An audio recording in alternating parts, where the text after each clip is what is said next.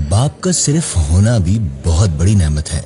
वालिद साहब के इंतकाल के बाद न जाने हमारे घराने पर किसकी बुरी नजर पड़ी कि हमारे अंदर रंजिशें, नफरतें, लड़ाई झगड़े शुरू हो गए।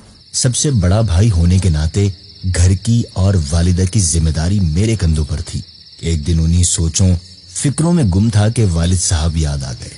उन्होंने एक पेपर देते हुए कहा था, घर के मामलात में अगर तुम्हें कोई मसाइल हो, उनका हल समझ में ना आता हो बेटा, इस सफ़े को पढ़ लेना, इस पर अमल कर लेना।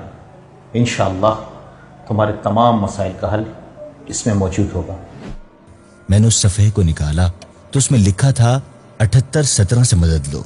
शुरू में मुझे इन डिजिट्स का मतलब समझ नहीं आया, फिर अचानक जहन ने काम किया तो मैंने कुरान पाक उठाकर कुरान पाक की 17वीं सूरत सूरह बनी इसराइल की आयत नंबर 78 को खोला।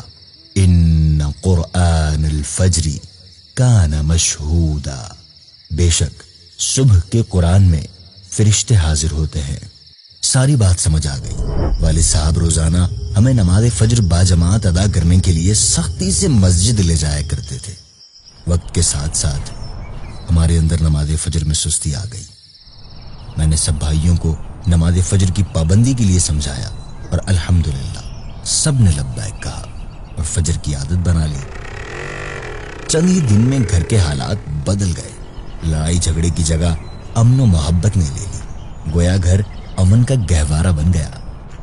अगर आप अपने घर को खुशियों और सुकून का गहवारा बनाना चाहते हैं तो आप भी 17वीं सूरत सूरह बनी इसराइल की आयत नंबर 78 इन्न कुरआन अल फज्री काना मशहूदा, बेशक सुबह के कुरान में फरिश्ते हाजिर होते हैं से मदद लें।